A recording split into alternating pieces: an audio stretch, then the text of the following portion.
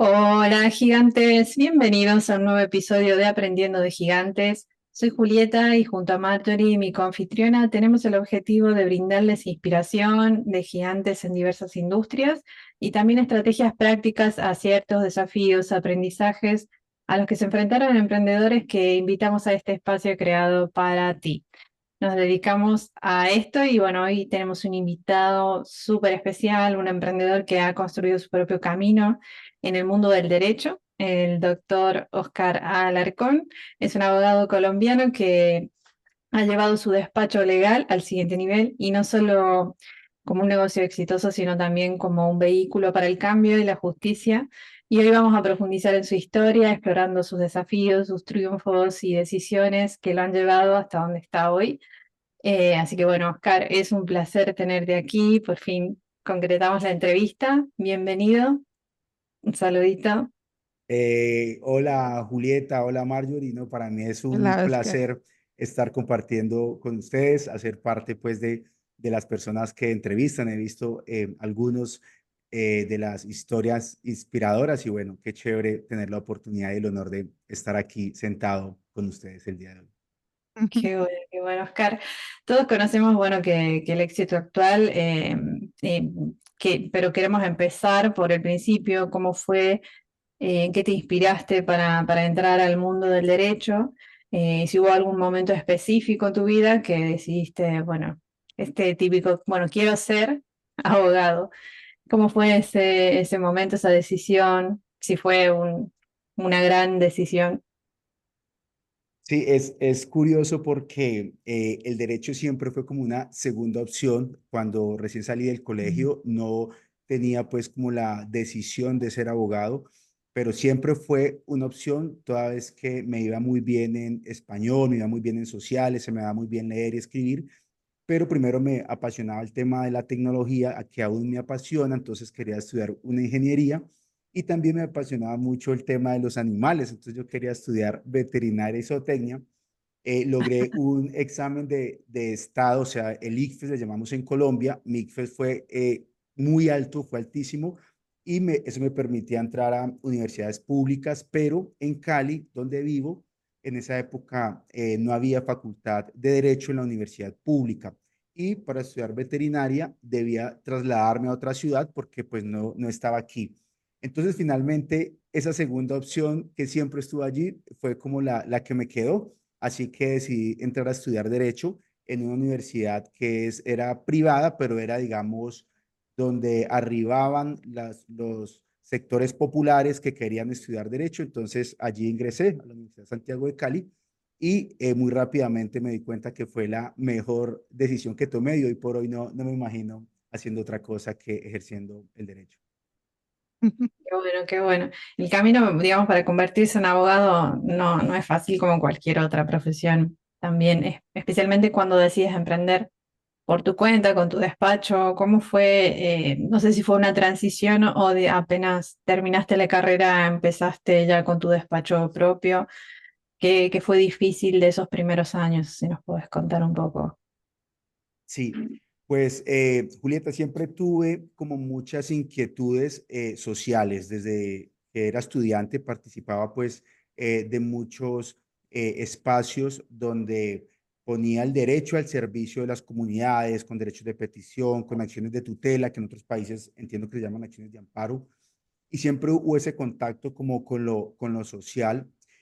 Eso por un Claro. lado, pero por otro lado, pues no tenía como en mi familia un despacho de abogados, una empresa donde me contrataran. Mm.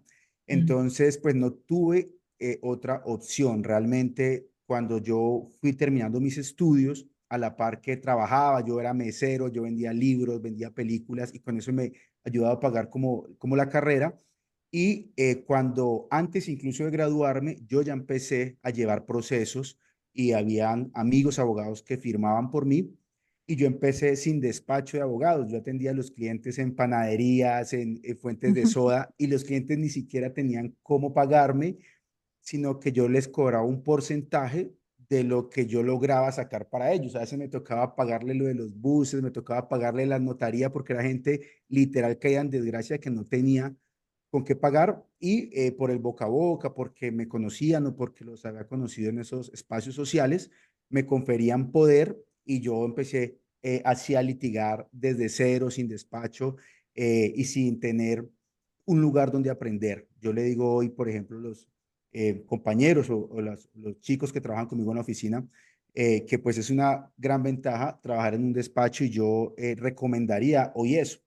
Pero bueno, yo empecé desde cero, cometiendo todos los errores, pero asimismo recorriendo todo ese camino tan desafiante, pero enriquecedor de uno ser todo desde el principio, el mensajero, el vendedor, el abogado, todo uno solo pues contra el mundo litigando. No es fácil, pero ha sido muy gratificante. Claro. Juli, como para ponerte en contexto, no sé si en Argentina pasa, pero graduarse en Colombia es una odisea en el sentido de que vas a aplicar a un trabajo y te piden tantos años de experiencia. Venga, te Mm, acabaste de graduar, ¿dónde vas a tener experiencia? Entonces, no, no tienes experiencia. Y por lo menos lo que me pasó a mí con casi ingeniería, dice tecnología en sistemas. En mi caso, en la época que yo me gradué, era ese inicio, no sé si todavía, pero era muy discriminatorio con las mujeres.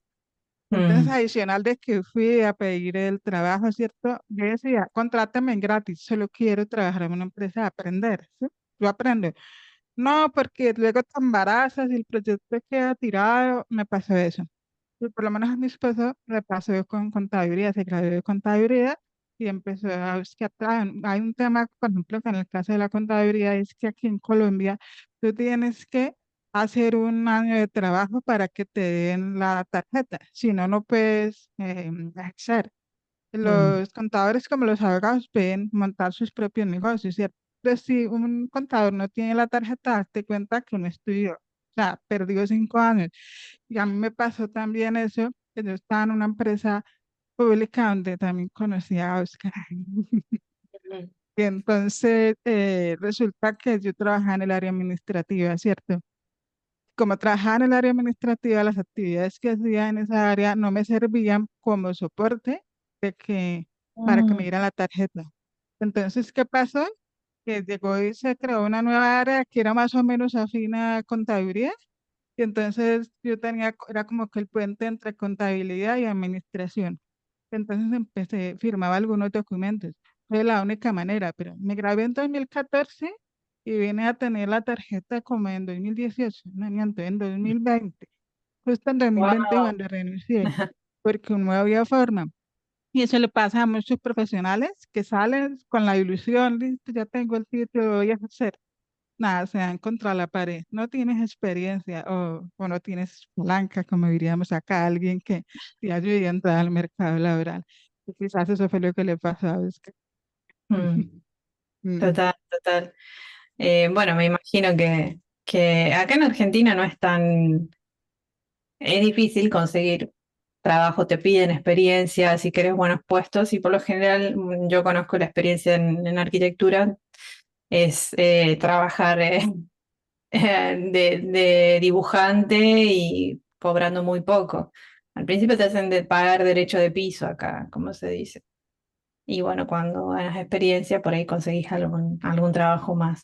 Montarte un estudio que sería parecido como el despacho ya es otro nivel. Tenés que tener contactos sobre todo en municipalidades o para hacer licitaciones y cuestiones así. Pero bueno, los No, inicios siempre pero son Oscar, yo tengo una duda, o sea, tú si hubieras tenido la oportunidad de entrar a un despacho en el momento que te graduaste, ¿lo habías hecho? ¿O Mira siempre que pensaste, mejor me monto a mí? Yo ya tengo visionado de que voy a ser un abogado con su propio despacho, ¿o no? hay cosas, yo pienso que hay cosas que en la vida se van presentando y de acuerdo a lo que uno desea, se va desarrollando. Así como entré a estudiar derecho, cuando yo me gradué, yo estoy seguro que tuve la oportunidad de ingresar a algún despacho de abogados, incluso en algún juzgado. Una vez me ofrecieron la posibilidad de ir a ser escribiente, que trabajar 6 meses, pero realmente a mí me daba pánico ir a estar 20 años cumpliendo un horario detrás de un escritorio haciendo cosas mecánicas, porque el derecho es una labor muy creativa. Y yo ya Mm. había, pues, en medio de mis lecturas, pues, porque siempre fui un lector voraz, siempre me gustó mucho leer. Por allá alguna vez, en algún libro, había leído que un abogado no era el que se graduaba de derecho ni el que lograba tener la tarjeta profesional, sino el que se enfrentaba a otro abogado en los estrados judiciales, ya como en esa igualdad de armas, analizando ambos un caso con las mismas normas, la discusión, la argumentación, la controversia, Mm. enfrentarse a la victoria y a esa euforia que le da a uno cuando gana y a la frustración que le da a uno cuando pierde. Como todo, yo quería sentir eso y entonces yo dije, no, yo ahorita voy a litigar y quiero aprender a litigar y quiero ser un gran litigante. Y desde muy joven también entendí que se me daba bien hacerlo, ¿sí? Me iba bien escribiendo, argumentando. Uno en la universidad mira a sus compañeros que son con ese miedo de buscar un empleo público, de buscar esa seguridad. Y yo, al contrario, tenía la convicción de que eh, con las herramientas que tenía, que eran los libros, la norma, como la pasión mía por el ejercicio del derecho, de la argumentación, yo podía salir adelante. Y es lo que yo siempre he sostenido, que si uno es bueno, por más abogados que se gradúen cada año, el abogado siempre va a poder salir adelante. Es como el vendedor, el abogado, donde esté, siempre van a haber, digamos, asuntos y problemas que uno puede solucionar. Siempre va a haber alguien que necesite una asesoría, una representación. Entonces, pues si uno conoce el tema y puede resolver el problema, pues va a tener una actividad profesional muy enriquecedora. Todos los días son diferentes. El trabajo mío todos los días es diferente. A veces es frustrante, a veces es muy estresante. La gente termina su horario laboral y se va para la casa y uno está el domingo y está el lunes festivo y trabajando, obsesionado en qué le queda por fuera en el caso. Yo todavía, tras muchos años, cuando tengo una audiencia difícil, todavía me sudan las manos, todavía es como ese desafío de uno tener a los clientes sentados, poniendo toda su esperanza en uno como abogado y uno luchando contra partes, contra aseguradoras, bueno, contra quien esté peleando, digamos, el derecho o discutiendo, y ese ejercicio de persuadir al juez, que finalmente el ejercicio del derecho se resume a eso, a quién persuade al juez de que abrace su tesis, de que tiene la razón en un mismo caso, y eso es, desde que me gradué, quise eso, desde el principio quise eso.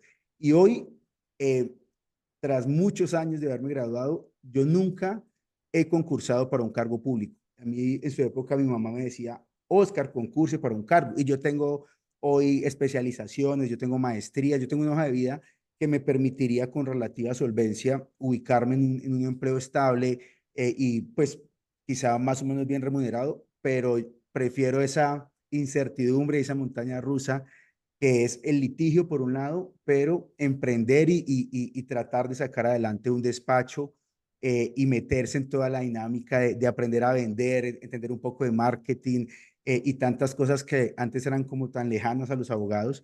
Entonces eso me apasiona y por eso, Mario, a pesar que le digo a los jóvenes como trabajen gratis, entren a un despacho, entren a un juzgado, yo no lo hice y creo que no lo volvería a hacer, porque siempre he tenido como esa índole hacia aventurarme y aprender de lo que leo, la experiencia de los otros y pues en el prueba y error. Y ahí vamos, ahí he ido avanzando hasta hoy. Sí, sí. ¿Y cómo fue que terminaste en el derecho laboral? Esa es tu mayor especialidad. Sí, pues como te decía, desde muy joven, por las inquietudes sociales que tenía, siempre me interesó el derecho del trabajo. Pero Mm. además, cuando uno se gradúa, a uno no le llegan casos, o sea, de los bancos, a uno no le llegan, a uno lo que más le llega es familia, derecho de familia y derecho laboral. Es lo que a uno le llega. Trabajadores caídos en desgracia, no son los empresarios, no son los trabajadores despedidos, son los trabajadores que se accidentaron, que tienen enfermedades laborales, que los están acosando. Entonces ellos eran los que llegaban buscando esa asesoría. Como te digo, yo lo hacía, pues no gratis, pero yo cobraba un porcentaje sobre lo que resultara. Si no salía bien, pues no cobraba. finalmente, pero aprendía, ¿no?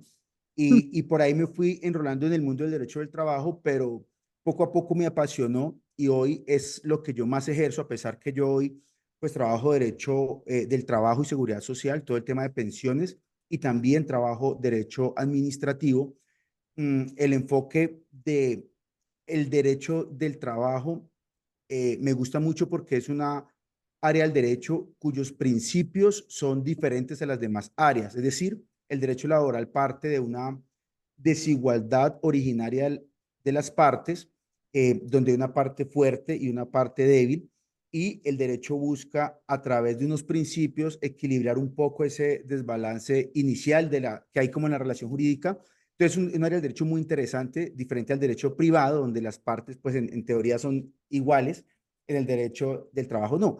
Y eso no quiere decir que siempre atienda únicamente trabajadores. También hoy por hoy yo asesoro empresas, especialmente pequeñas empresas, en el sentido de organizar y que entiendan que la mejor manera de proteger su patrimonio es respetando justamente los derechos de los trabajadores para evitarse posteriores y cuantiosas demandas en los estrados judiciales. Entonces, esa fue el área donde me empecé como a litigar y posteriormente eh, empecé a trabajar el derecho administrativo y el tema de pensiones. Hoy un tema muy fuerte aquí en la oficina es todo el tema de las pensiones, que también es muy interesante, es muy apasionante, es un área del derecho donde hay muchas discusiones a nivel de las altas cortes, incluso entre ellas hay controversias. Entonces son áreas del derecho muy interesantes donde siempre el papel del abogado, de acuerdo a cada caso, va a ser muy importante pues para lograr resolver los problemas de los clientes. Entonces, me gusta mucho porque uno literal le cambia la vida a las personas. Yo he logrado sentencias donde las personas le dicen a uno, Dios lo bendiga, doctor, usted me cambió la vida y he logrado casos muy, muy interesantes como, por ejemplo, el de una chica que ella quedó viuda a los 15 años. El novio tenía 21 años, él falleció y ella quedó viuda y le negaron la pensión porque no acreditó 5 años de convivencia, que es lo que exige la ley. Pero imagínate una niña de 15 años, ¿cómo le van a exigir 5 años de convivencia? Y aún pudiéramos discutir si la niña tenía capacidad para decidir que iba a tener una familia. Entonces era un caso difícil donde no se Claro. acreditaba el requisito legal, pero desde los principios del derecho del trabajo logramos que a esa niña le dieran la pensión y pues obviamente a la hija que ella había tenido con el joven que había fallecido. Entonces, eso es muy chévere. El área del derecho donde estoy me permite como cambiar literal la vida de las personas, entonces es bastante gratificante. Poli, Mm, para contarte un detalle de Oscar, a dónde ha llegado su gestión, bueno, me desmiente si no es así, ha sido asesor en el gobierno de ujú. Colombia Wow. en temas de derecho del trabajo y pensiones. ¿Es así? ¿Cierto? Sí, tuve la fortuna de, por allá en el 2018, empecé a trabajar un tema que me llama mucho la atención, que hoy está más en boga, mucho más en boga. En esa época no se hablaba tanto de eso, que era lo que se llama la uberización de las relaciones de trabajo. Entonces, es las Mm, relaciones de trabajo mediadas a través de plataformas digitales, donde se dibuja al trabajador como un emprendedor, como un empresario, y pues yo sostenía una investigación que realmente él está subordinado, solamente que detrás de un algoritmo, que igual, bueno, hay toda una discusión en torno a las relaciones de trabajo en la nueva época, ¿no? En las nuevas relaciones con el desarrollo tecnológico, principalmente el tema de plataformas, el tema de las plataformas de reparto. Yo estuve en Argentina en el 2018 en un evento de la Claxo, yo llevé esa ponencia. Cuando llegué a casa, ponencia, pues tuvo como cierto desarrollo. Me invitaron al Congreso de la República a dar pues como experto mm, cuando se estaba discutiendo un proyecto de ley sobre ese tema, pues tuvo como muy buena acogida y pues quedé con algunos contactos y recientemente también he tenido la oportunidad de ser asesor de una comisión del Senado de la República y también de la Cámara de Representantes a propósito de la reforma laboral y pensional que pues por esta claro. época se ha discutido, entonces he tenido la oportunidad de participar como experto y asesorar, entonces ya no solo litigo, sino que tuve la oportunidad de dar algunos aportes, pues por lo menos en términos de ideas o de discusión sobre algunos temas de los cuales he aprendido y he logrado alguna experiencia y bueno, se me dio esa posibilidad y fue también muy gratificante estar allí.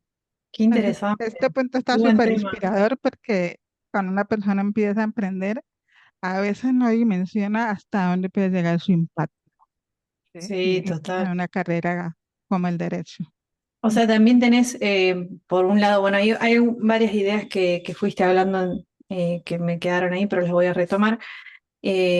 Pero tomás esto que en tu trayectoria profesional, más allá de que tenés el despacho, das ponencias o conferencias, seguís con tu movimiento de formación, das clases, ¿cómo es también tu complemento que recomendás por ahí para los profesionales que continúan, que emprenden, que tienen su propia oficina o su propio negocio, pero siguen con esta, porque mencionaste algo como la creatividad, que me sonó, no hubiera relacionado, desde la ignorancia, no hubiera relacionado a un abogado con la creatividad.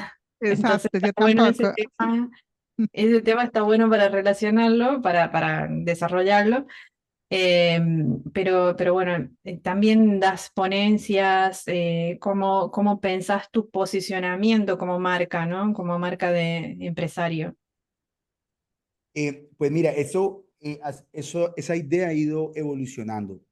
Al principio, yo empecé con un compañero prácticamente como una especie de sociedad. Mm, Eh, Incluso antes de eso, como les comentaba hace rato, pues yo no tenía oficina, yo atendía a los clientes por ahí en panaderías, en tiendas, en librerías. Entonces, junto a otros 4 abogados, igual que estábamos igual, pues en ceros, alquilamos una pequeña oficina con 2 escritorios y éramos 5 en total y nos teníamos que turnar y nos llamaba, vea, desocúpeme el escritorio que voy con un cliente. Entonces nos turnábamos y éramos 5 en 2 escritorios. Eso era muy curioso porque era difícil. Yo a veces llegaba a mediodía a la oficina y uno de los abogados estaba acostado en una colchoneta en el piso que acababa de almorzar y estaba durmiendo. Era muy hasta cómico. Hoy por hoy yo recuerdo y poco a poco ya me asocié con el otro compañero, todavía no tenía tanto la idea de marca. ujú, Y ya luego cuando me independicé, que logré pues abrir mi oficina como particular, ya creé como mi marca que es Alarcón Abogados y empecé a litigar como ya de una manera más sistemática y fui como ubicando algunas cosas que siento que me caracterizaban. Por ejemplo, el tema del estudio permanente. Yo todo el tiempo, yo tengo como unas disciplinas de estudio, yo todas las mañanas siempre leo cosas jurídicas y cosas no jurídicas. Tengo como un ritual allí donde leo un rato cosas no jurídicas. Por ejemplo, hoy estoy leyendo cosas como de emprendedores, de manejo del tiempo, de cómo escalar la empresa, cómo liderar, o sea, dependiendo de lo que me esté tallando, busco información y leo y hago cursos. Y de otro lado, también de manera permanente estoy aprendiendo derecho y no solo derecho laboral. Yo creo que la clave es aprender de todas las áreas del derecho, tener un mm, conocimiento general porque el derecho laboral, o sea, todo el derecho es uno solo y tiene muchas conexiones. Entonces, si uno se ultra especializa en una sola área, se pierde un montón desde la creatividad justamente, empezar a conectar muchas cosas de otras áreas del derecho, incluso de otras áreas del conocimiento más allá del derecho, uno empieza a conectar y puede tener unos argumentos muy interesantes, una capacidad de persuasión muy interesante a la hora de, por ejemplo, litigar, a la hora de vender, etcétera. mm. Entonces, desde esa idea de aprender permanentemente, me picó como el bichito del tema del marketing y yo dije, bueno, yo quiero empezar a vender de otra forma, no con el boca a boca, y siento que la marca como tal se dispara es justamente en la pandemia, cuando en el encierro que estábamos, se profirió por parte del gobierno un decreto donde daban un subsidio para la gente que estaba pues perdiendo sus empleos. Y entonces yo tenía algo que me venía hace tiempo como queriendo hacerlo, pero postergaba y postergaba y siempre me frenan muchas veces como los miedos, ¿no? Y no sacaba un video, no sacaba un canal de Ujú. YouTube. Y ese día en la pandemia amarré una cámara a una base, bueno, y hice un video y saqué el video. Y eso se volvió viral porque hablaba del subsidio y en plena pandemia eso se volvió viral y el canal se disparó y empecé a publicar y desde allí me tomé un poco de ventaja y hoy por hoy ese es algo que tengo en potencia, ni siquiera lo he desarrollado tanto como quiero, pero para mí es un logro muy importante tener el canal de YouTube. Tengo un número pues como considerable como de seguidores. A mí diario me escriben por lo menos 2 o 3 personas que llegan a mi WhatsApp desde el canal de YouTube. Mm. Entonces, bueno, ahorita ando justamente queriendo organizar los procesos internos de la oficina en términos de hacerla más eficiente, más productiva, porque de nuevo, nunca me enseñaron, nunca sabía de cómo armar procesos, armar protocolos, crear sistemas, entonces pues ya he venido aprendiendo sobre eso, la necesidad de crear sistemas que me permitan ser más eficiente y espero en los próximos meses o semanas volver al tema del marketing para posicionar como quiero la marca personal de Oscar Alarcón, la marca pues de la empresa Alarcón Abogados y sacar unos servicios y unos productos que tengo en remojo hace tiempo como tenía el canal y Mm. siempre tengo una buena disculpa para volverlo a postergar. Entonces, bueno, vamos a enfrentar esas cosas que me bloquean, ando en eso, pero ando realmente organizando la oficina, los procesos de la oficina, porque espero que me va a llegar mucho trabajo y necesito estar organizado para poder darle salida. Yo en este momento, por suerte, tengo casi siempre como mucho trabajo y vivo como estresado, un poco agobiado porque no me alcanza el tiempo, pero no tengo el problema de que no tengo clientes, ¿sí? Tengo el problema Mm. de que de pronto no todos los clientes son los que quiero, de que hago muchas cosas y quiero simplificar un poco lo que hago para poder crear sistemas. Estoy como en esa etapa de transición, pero los Claro, problemas son problemas chéveres, son problemas que dan claro, cuenta pues de que vamos haciendo las cosas más o menos bien. que hay un Ya crecimiento. que estamos viendo la importancia de los canales digitales para la adquisición de clientes, sobre Sí, todo en una acá profesión como el derecho. quedaron como varias ideas que me gustaría que desarrollemos. Antes de pasar a las más largas, quizás me llamó la atención que fuiste nombrando ahí sobre la marcha habilidades que son muy compatibles con las de un emprendedor, como la creatividad. ¿Y qué opinas por ahí de la creatividad en un abogado? Mencionaste esto de la persuasión, que lo usamos mucho en marketing, para el emprendedor es una habilidad súper importante y ustedes ya la traen innato desde su formación.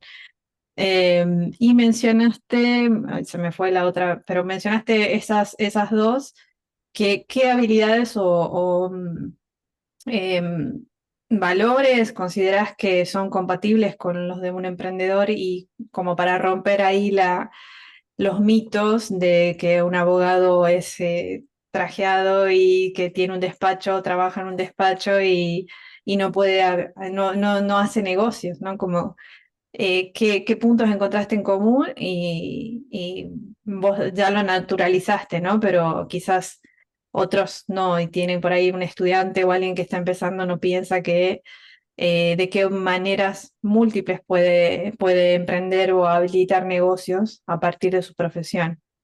Entonces me gustaría que nos Eh, cuentes un poquito cuál consideras que son las Juli, habilidades yo creo saber qué fue lo que se te olvidó, el tema de la autenticidad a la hora de mostrarse, porque de autenticidad. asociándolo con lo del traje y la corbata, Oscar tiene una particularidad y es que en sus redes él se muestra, o sea, como se muestra Oscar, yo que he ido a tomar café con Oscar, es Oscar, así tal cual. No lo ves ahora con la corbata y el saco. Yo creo que era por ese lado lo otro que se te había pasado. Y habías mencionado otras cuestiones, digo, ay, esto es muy de emprendedor, entonces si las tenés ahí en la mira. Sí, pues, a ver, yo creo que algunas de las cosas que me han permitido transitar desde el derecho y desde eh, el hecho de ser emprendedor son uno, tratar de entender la necesidad del cliente. Yo A ver. procuro todo el tiempo entender bien la necesidad del cliente porque y dar el mejor servicio, la mejor experiencia al cliente. Entonces, cuando alguien, por ejemplo, paga una consulta conmigo, yo estoy totalmente dedicado a atender la consulta con el cliente y acaba de hacerme la pregunta y yo le digo, ¿tiene alguna otra pregunta de otro tema? O sea, la gente va por su pregunta y en la consulta me termina haciendo la pregunta del papá, del tío, pero está dentro del tiempo de la consulta y a mí me gusta mucho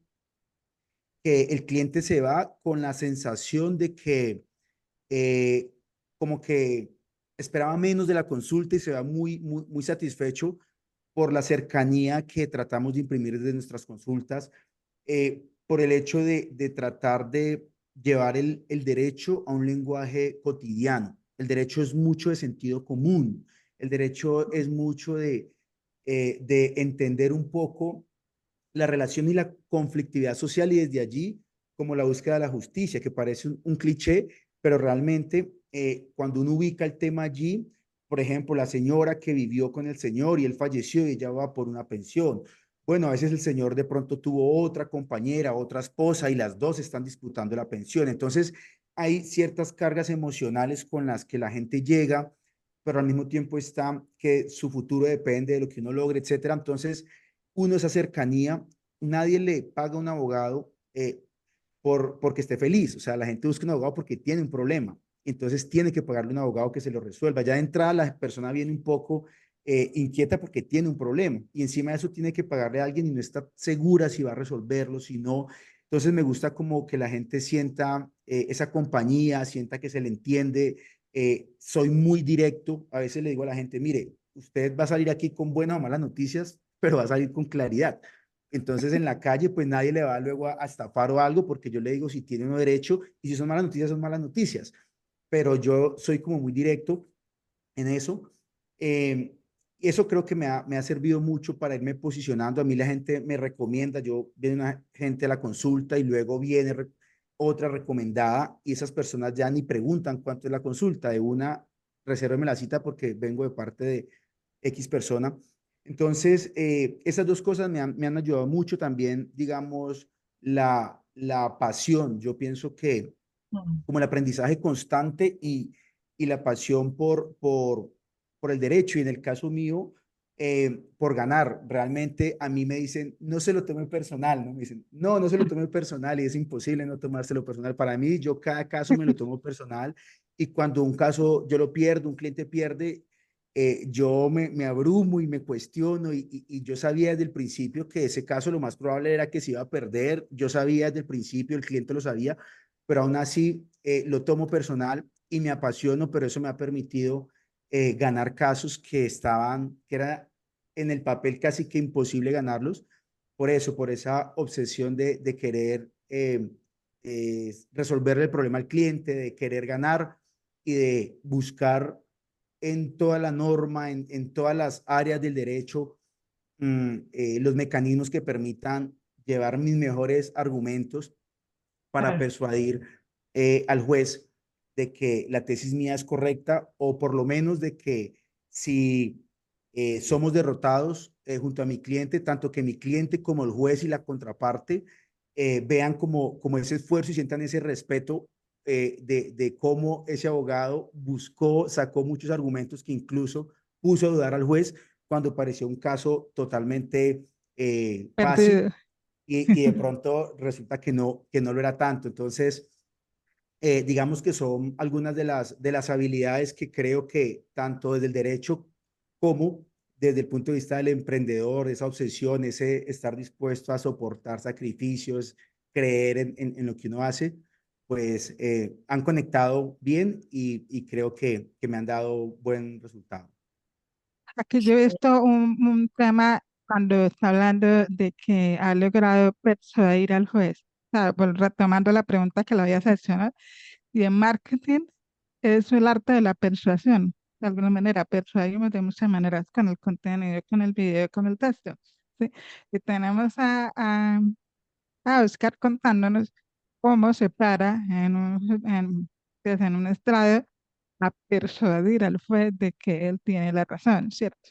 Mm, Entonces hay esos mitos de que, bueno, la persuasión salva ventas, que estamos viendo el caso de una profesión como el derecho, donde una persona está persuadiendo a otra y no la persuade al aire, porque es otro mito también. Cuando uno va a persuadir a un cliente en el negocio que sea, la investigación detrás para lograr eso es importante.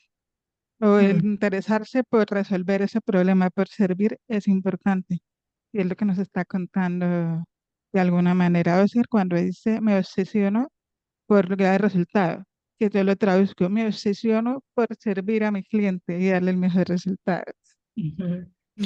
Total, y acá creo que hay un punto como de la diferencia entre, marcaste siempre la palabra persuasión Sí. y hablan mucho del tema de los abogados como que siempre o te van a engañar o que van a Ajá. manipularte o que acá en Argentina por lo menos está esa idiosincrasia sobre o el rechazo a que el abogado, ¿qué me va a hacer ahora el abogado? Porque me va a manipular o de alguna manera. Entonces, acá la diferencia siempre la has marcado entre dos conceptos muy diferentes, porque la persuasión trabaja sobre argumentos y sobre Sí. cuestiones que te van a llevar a un mejor resultado y a lo que estás necesitando, porque el abogado te escucha, tiene una escucha activa y te da una solución que por ahí vos no la estás viendo, o sea, te da mucha claridad el hablar con un profesional de esa manera. No sé si tenés algo que acotar respecto a esto de la manipulación que se percibe en abogados y cómo lo manejan allá, quizás en Colombia es diferente. Sí, no, yo creo que es igual y en el área que yo trabajo, lamentablemente es algo del día a día porque no solo, por ejemplo, en temas de pensiones, estamos los abogados expertos que litigamos en pensiones, que hemos estudiado mucho, que tenemos mucha experiencia, sino que muchos abogados que trabajan otras áreas del derecho, por ejemplo, penal, familia, etcétera, y creen que el derecho de pensiones es fácil, ¿sí? O de pronto Mm, no les llega mucho trabajo y entonces empiezan a tomar casos de pensiones porque creen que es fácil y pues a veces afectan mucho a las personas porque pues no hacen una buena demanda, no presentan bien el caso ante el juez, no recaudan las pruebas que necesitan. Entonces, eso hace que a mí muchas veces los clientes me digan, mire, es que le pagué a este abogado fue deshonesto, este abogado hizo mal las cosas y yo de entrada cuando un cliente llega así, yo primero es bandera roja, ¿sí? Porque digo, ojo que de pronto no es así, de pronto el abogado hizo lo que tenía que hacer y simplemente la persona no tenía derecho. Entonces mm, yo reviso, soy muy prudente, pero en otros casos sí, lamentablemente uno encuentra pues como muchos problemas en el ejercicio de la profesión, a veces por culpa, por negligencia y a veces porque abiertamente pues hay deshonestidad de algunos profesionales del derecho, de pronto no son la mayoría, pero y también hay muchos tramitadores, gente que ni siquiera son abogados y están haciendo trámites y le cobran a la gente por hacer algún trámite cuando no tienen derecho. Entonces, eso me pasa mucho en la consulta. Yo les digo, miren, yo de pronto le doy malas noticias porque yo desde que me envían los documentos, yo ya por la experiencia sé muy bien a dónde van las personas o cuando la persona me está desenvolviendo su problema y está contándome todo el caso, yo a veces quiero como cortarla y decirle, yo ya sé usted para dónde va, usted necesita esto, pero pues yo dejo que terminen y luego ya yo le explico en mis palabras, le devuelvo el problema, le digo, mire, lo que usted tiene es este problema, lo que usted quiere es esto, Ah, sí, sí, es eso, listo, pero usted no tiene derecho por esto y esto, y le muestro la norma y le muestro la jurisprudencia y le digo, usted no tiene derecho, o le digo, usted sí tiene derecho y yo puedo lograr hacerle valer ese derecho, o su caso es discutible, podemos ganar o perder, pero creo que tenemos muy buenos elementos, entonces es como esa honestidad hasta para decir a la persona, usted no tiene derecho, y yo le digo, si a usted otro colega le dice que sí tiene derecho, pues tenga cuidado porque yo soy experto y yo le estoy diciendo que no tiene derecho. Incluso les digo, si quieren, lleven el caso, pero no le pague por adelantado, páguele cuando gane, porque usted no tiene derecho y no va a ganar. Entonces, Mm, eso es algo como que soy muy enfático y eso me ha permitido como eso, ¿no? Como superar ese escollo de que los abogados, por un lado, a veces, pues no son del todo honestos o no son del todo diligentes por un lado y mm, por otro lado que a veces tenemos esa letra chica en los contratos o como que tenemos un lenguaje enredado y el cliente no entiende muy bien. No, yo soy muy claro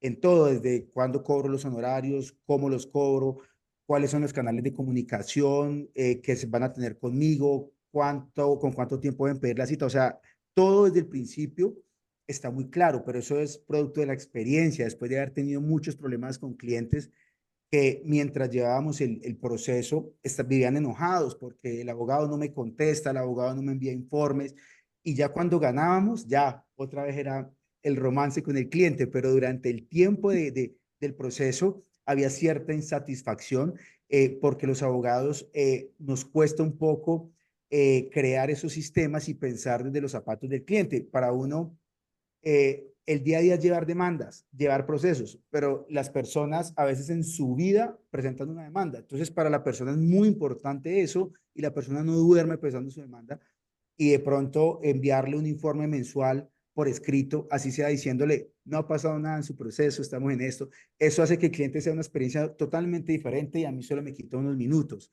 claro. Entonces, con eso he logrado solventar un poco, por lo menos desde nuestro despacho, esa aura, pues como esa bruma, esa sombra que está sobre muchos abogados en torno a eso, ¿no? A la honradez, a la falta de diligencia o a la falta de claridad con los clientes. Mm, total. Algo que me llama la atención, bueno, que lo hablamos hace un momento, de cómo te muestras y cómo empezaste a trabajar las redes sociales, los canales de comunicación y cómo mantienes el equilibrio entre lo profesional y la autenticidad. Eh, esa dualidad, ¿por qué crees que por ahí es importante en tu rol como abogado y cómo haces llegar mensajes tan difíciles de entender quizás para el común de la gente, temas tan controversiales o tan, eh, ¿cómo decirlo? No me sale ahora la palabra, pero como tan Polémicos, dados para, digamos, para el común de las personas, bajar de estos conceptos a explicarlos tan en técnicos. fácil y que no aburren en las redes sociales o que te pasen, porque estamos en el negocio también de la atención. Entonces, ¿cómo haces para romper el hielo, presentar un tema y que llame la atención y que te contraten, ¿no? También. ¿Cómo has ido trabajando este desarrollo de tu marca en las redes sociales o digital?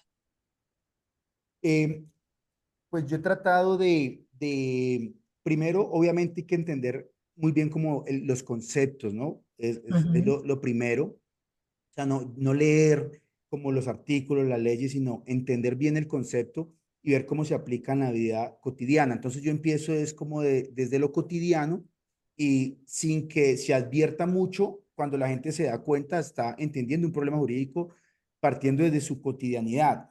Entonces, por ejemplo, hay un video que le gusta mucho a la gente y es cómo se liquida la pensión en Colpensiones. Y liquidar la pensión es un tema un poquito enredado, ¿sí? Porque es el promedio de los últimos 10 años y eso hay que indexarlo, que es como traer valor presente la moneda, producto de la inflación, y hay que luego sacar, bueno, en un podcast escuché el otro día que no se dan muy bien las matemáticas, ¿no? Pero es complejo realmente explicarle eso a las personas.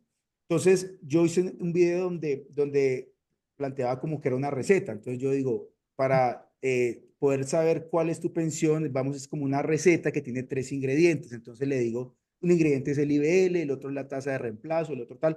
y les digo, pero esos son los nombres del derecho, pero el IBL no es otra cosa que un promedio, la tasa de reemplazo es un porcentaje que se aplica a ese promedio y tal, y entonces, y pongo ejemplos también, entonces digo, la señora tal ganaba tanto, el señor tal ganaba tanto, entonces lo voy como explicando y a la gente le gusta mucho. Y uno cree que no, o sea, es verdad que está el tema de que hoy peleamos por la atención, pero la gente que ve mis videos son personas mayores, realmente el nicho mío, yo miro las métricas, son personas mayores de 45, de 50, y simplemente ellos entran a buscar a YouTube su problema, ¿sí? Como el segundo buscador que es, Mm, ellos entran y ahí salgo yo, y ahí salen otros creadores de contenido, pero creo que esa cercanía, esa claridad, ese tratar de hacer pedagogía hace que la gente pues vea el video y seguramente YouTube lo va mostrando. Entonces a mí, como les decía ahora, me escriben todos los días. Lo que pasa es que la gente quiere consultas gratis, muchas, ¿no? Entonces claro. me escriben mucho, pero no todos me pagan la consulta, pero yo igual trato de darles un valor cuando me escriben o tomamos las preguntas que hacen para generar nuevo contenido gratuito y a partir de allí se genera una atracción bien interesante y poco a poco a través de Instagram he querido llegar como a otro nicho, llegar a otros grupos de la población, pero yo creo que la clave en el caso mío es que yo realmente no compito tanto por la atención, porque el tema nuestro es, entre comillas, un poco aburrido, el tema de lo que nosotros hablamos. Y obviamente yo sí tengo como, pues yo he estudiado el tema, ¿no? De cómo hacer un buen video. Entonces, por ejemplo, yo empiezo como con un gancho y empiezo con una pregunta, y en este video vas a aprender esto, y voy Claro, llevándolo y cada 3 minutos trato de llevar a la persona a mantener como la atención, pero no sacrifico el contenido, lo que quiero decir, claro. ni voy a toda prisa porque sé que lo que mi audiencia valora es justamente que me tomo el tiempo y el esfuerzo de llevarle a términos simples eso Total. que parece pues complejo y entonces la gente me entiende y eso les gusta. A mí la gente me escribe en los comentarios muchísimo, mucha gente me escribe, me felicita, muchas gracias doctor y eso a mí es el alimento, pues yo leo eso y me entusiasma mucho. Y bueno, eso es como la clave, creo yo, que ha permitido que nuestro canal sin la disciplina, sin la consistencia que pudiera tener, aún así mes a mes siguen las Sí, personas suscribiéndose e interactuando con las redes. total. Oscar, una pregunta. En tu nicho, bueno, yo he visto casos de otros abogados donde los colegas les hacen hate. ¿Le han llegado a hacer hate por eso, pero hablar en términos cotidianos y bueno, pues, tú sabes, han No, llegado? mira que en YouTube casi no. En YouTube hay personas que me han dicho, o sea, como que no ven el video y la misma gente sale como a responder. Por ejemplo, hay un derecho que es la devolución de saldos. Entonces, ese derecho la gente solo puede acceder a él cuando cumple determinada edad. Entonces, yo explico eso. Entonces, la gente comenta como hablando, pero del sistema. Dice, no, esos son unos ladrones, se quedan con la plata de uno. Entonces, es como hablando de las normas, pues de lo que yo estoy explicando. O, por ejemplo, una señora una vez salió y dijo, no es cierto que si la persona muere, no le entregan ese dinero. Y yo lo dije en el video. Entonces, otros usuarios, ellos mismos le contestaban a la señora. El abogado lo dijo en el minuto tal, ¿no? Entonces, estuvo chévere.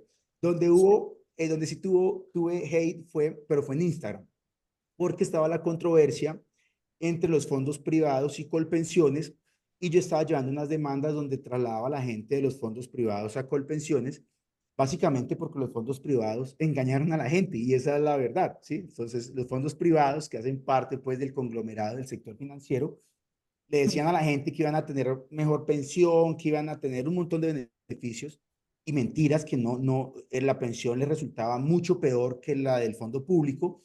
Entonces yo presentaba una demanda donde ellos regresaban al fondo público, pero entonces yo empezaba los videos tipo, los fondos privados te engañaron, así como para captar la atención.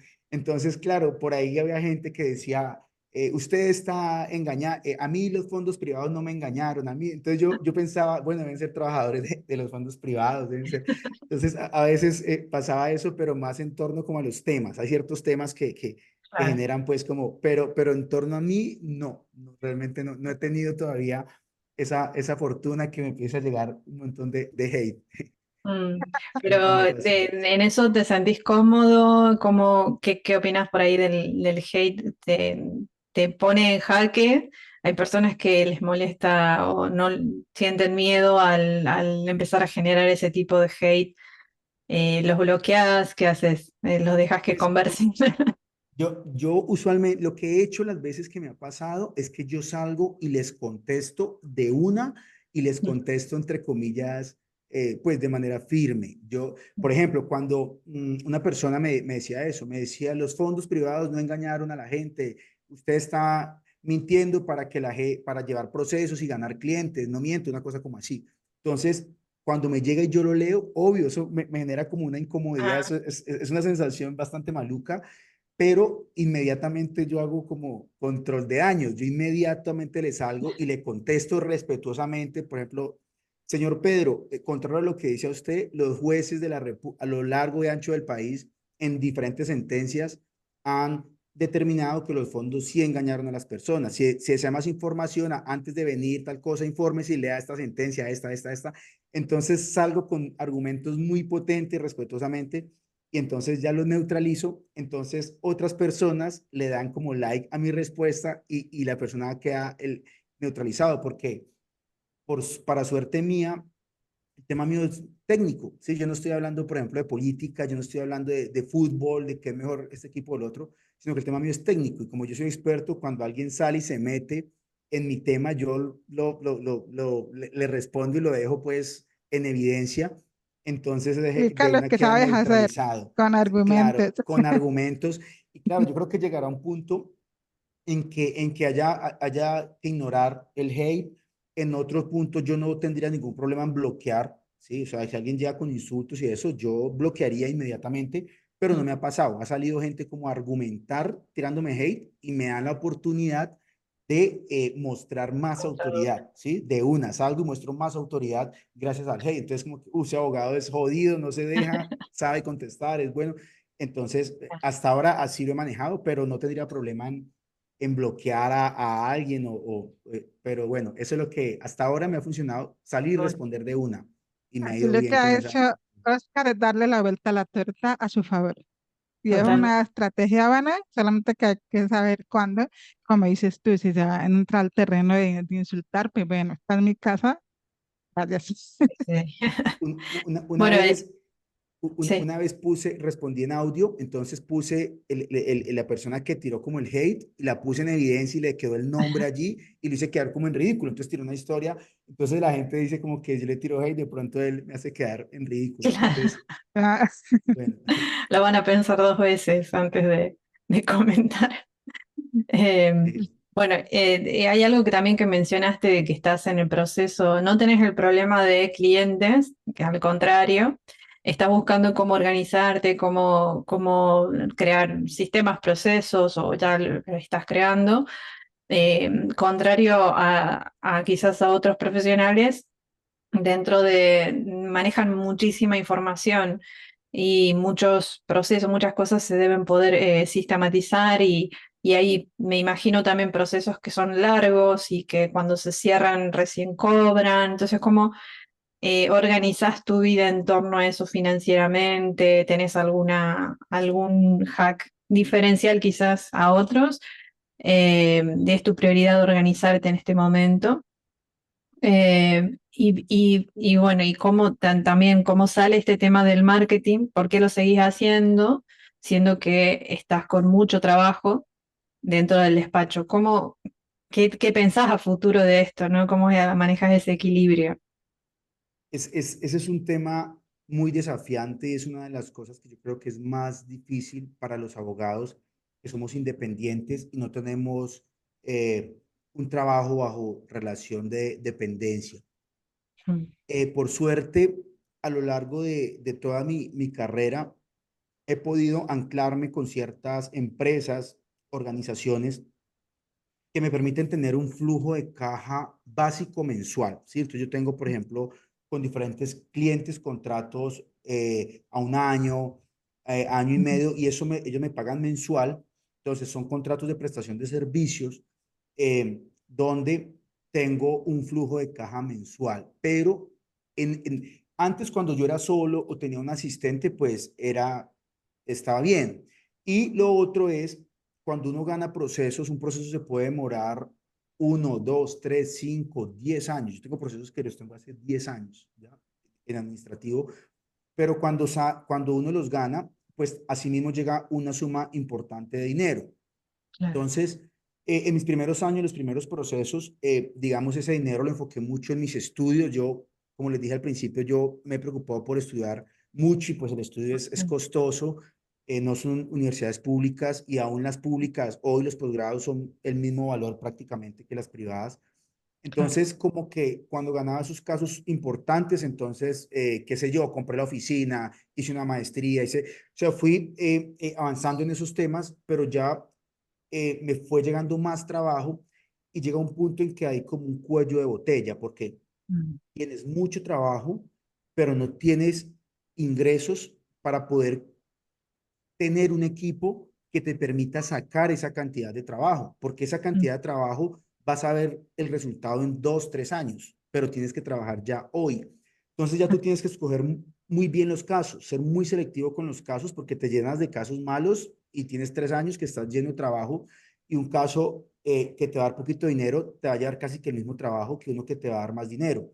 Entonces, Mm. eso para mí ha sido muy desafiante. Yo tengo un equipo, como amplio de personas, tenemos unos abogados, tenemos dependientes y muchos meses, digamos, yo calculo y el costo operativo de la oficina, incluyendo los salarios de todos, todos tienen contrato de trabajo a término indefinido, pues no es como que pues trato, obviamente, como abogado laboralista, de cumplir toda la normatividad y brindar las condiciones que puedo brindar a mi equipo y muchos meses los números pueden quedar en rojo, ¿sí? Porque es más el costo operativo de la oficina, pero yo sé asimismo que en 6 meses va a llegar un dinero importante, entonces yo tengo que planear muy bien. Entonces yo debo ser muy organizado con las finanzas y, por ejemplo, de nuevo, el ejemplo de la pandemia. Yo en esa época tenía apenas un equipo de 3 personas y cuando hubo la pandemia, un montón de empresas al otro mes, a los 2 meses, cerraron y echaron a los trabajadores.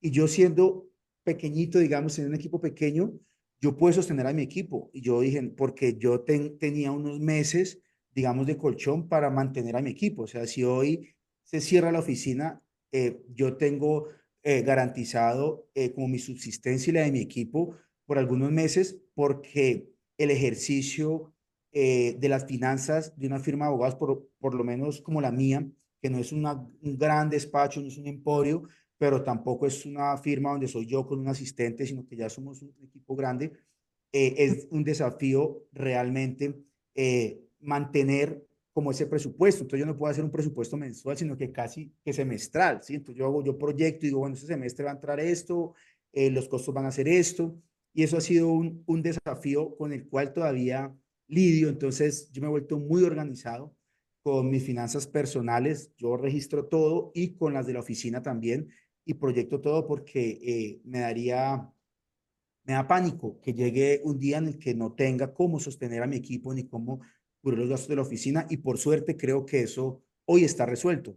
Yo hoy tengo mi equipo y yo sé que con los casos que tenemos que vienen de hace varios años, con los que están saliendo, con los que estamos cobrando, con los que están hoy llegando y van a salir en 2 o 3 años, he logrado ya como generar un engranaje que me permite dentro del estrés, pues de cierto nivel de incertidumbre, saber que mi oficina seguirá a flote, pues, a pesar, pues, de la aleatoriedad de los ingresos en el día a día y en el mes a mes. ¿Y cómo descubriste este hack? O sea, en formación con mentores, ¿tenés más asesor financiero? ¿Cómo vas trabajando eso? ¿O simplemente vas aprendiendo y lo vas implementando a tu despacho? Mm, Pues yo desde muy joven me interesé mucho por el tema de las finanzas personales Mm, y me gustaba y leía. Y ahorita pues ya en la medida en que fue incrementándose el desafío de mantener tanto mis finanzas personales, pero sobre todo el de la oficina, tuve la posibilidad de conocer diferentes mentores, de participar de distintas comunidades mm, donde pues aprendí de la experiencia de los otros y claro. luego ya empecé a adaptar todo a mi realidad. Entonces, Ujú, por ejemplo, uno encuentra en Internet muchas planillas de finanzas personales para empresas, incluso hay software, y a mí me ha funcionado incluso con una persona, un compañero, el esposo de una compañera y una amiga en común con Mario, que se llama José. Él me está ayudando y hemos montado unas planillas en Google Sheets, pero son a la medida mía, a la medida de la empresa y eso me da como esa tranquilidad. Hay que tener como la disciplina, claro. pero yo lo he logrado. Por ejemplo, eh, en mi empresa yo tengo algunas personas del equipo, están vinculadas como yo soy su empleador directo, pero yo hace unos 5 años creé una empresa, una SaaS, y otros de ellos están a través de la SaaS. Entonces, y aparte están en finanzas personales, entonces yo me puse un salario, la firma me paga mi propio salario, Mm, pero mucho dinero entra a mis cuentas personales, otro dinero entra a las cuentas de las SaaS. Entonces, a mí un software nunca nunca lo va a poder customizar como a toda la particularidad de mi operación. Entonces, pues entendí que tengo que hacerlo a mi manera y me ha funcionado. mm, La gente que a veces ve desde afuera, como todo eso que hacemos, colegas me dicen, no, vos, ¿cómo te enredas con eso? Vos perdes mucho tiempo con todas esas planillas, con todas esas cosas que haces. Y obviamente no pierdo lo tiempo, entiendo. pero además tengo total claridad y eso me da tranquilidad y me permite tomar decisiones en tiempo real. Entonces no es Totalmente. perder tiempo. Coincido, total. Bueno, Oscar, ha sido una conversación realmente inspiradora. Gracias por abrirte tanto y compartir tu viaje personal como y profesional con nosotros. Bueno, estoy segura que le ha servido mucho a la audiencia y he encontrado valor en todo tus palabras, tu historia, tu forma de llevar adelante, que es súper original tu emprendimiento. Así que me gustaría que nos compartas tus redes sociales, tu página web y algún consejo que quieras dejar para la audiencia también. Bienvenido sea. Uy, un libro que sea de cabecera para ti. Mm. Puede ser un libro Bueno, también. Bueno, mis redes sociales en YouTube, Alarcón Abogados, escriben Alarcón Abogados. Allí está Ujú. mi canal de YouTube. Asimismo me pueden encontrar en Instagram. Eh, bueno, esas son como las dos redes principales que manejo. La página web es www.alarconabogados.com.co. De libros es difícil porque tengo una relación pues muy fraterna con los libros. He leído mucho y cada libro le toca a uno pues en la etapa en la que esté. Claro. Eh, Recientemente pues hay varios libros que me han inspirado. Uno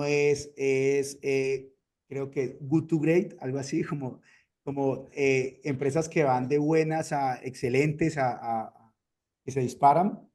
Es un Ujú. libro donde hacen un rastreo de empresas que han tenido resultados sobresalientes por muchos años y las analizan a fondo y encuentran pues ciertos patrones de comportamiento. Eh, Ese es un libro que recientemente me ha inspirado mucho, he vuelto sobre él. Unos clásicos que seguramente hemos hablado aquí, como los 7 hábitos de la gente altamente efectiva, pues la semana laboral de 4 horas también para mí fue como el tema de crear un estilo de vida. En el caso mío del derecho, hoy por hoy yo trabajo mucho, por ejemplo, desde casa. Son libros que los tengo ahí como de cabecera, subrayados, y me inspiran bastante. Y Genial. como mensaje final, pues yo diría que uno tiene que creer como seguir el fuego que uno tenga en el pecho, más allá de los miedos, de las incertidumbres. Hay momentos en los que yo literal he pensado en cerrar el despacho cuando tengo mucho estrés.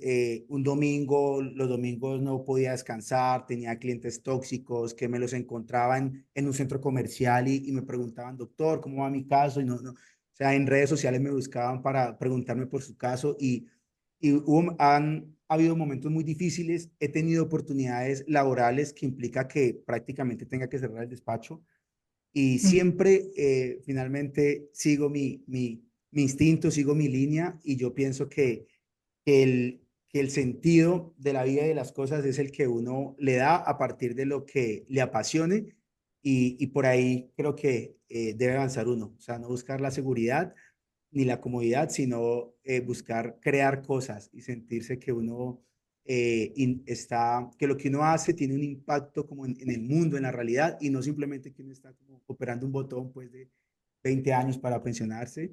Entonces, Claro. eso sería como lo que trato de hacer y cuando me preguntan, digo eso, siga su instinto, su pasión y abroches el cinturón porque pues es difícil emprender. Total. Bueno, sí, amigos, esto ha sido Aprendiendo de Gigantes. Gracias por acompañarnos en este episodio. Dejamos los enlaces de Oscar en la descripción y no se olviden suscribirse, dejarnos comentarios. También le haremos llegar a Oscar los saludos y cualquier duda que tengan, vayan a sus redes también. Nos vemos en el próximo episodio, la semana que viene, con historias, aprendizajes. Gracias, Marlo, por acompañarme. ¿sí? Saludito y bueno, espero que tengan una buena semana. Chao, Bueno, chao. chao. Gracias, chao.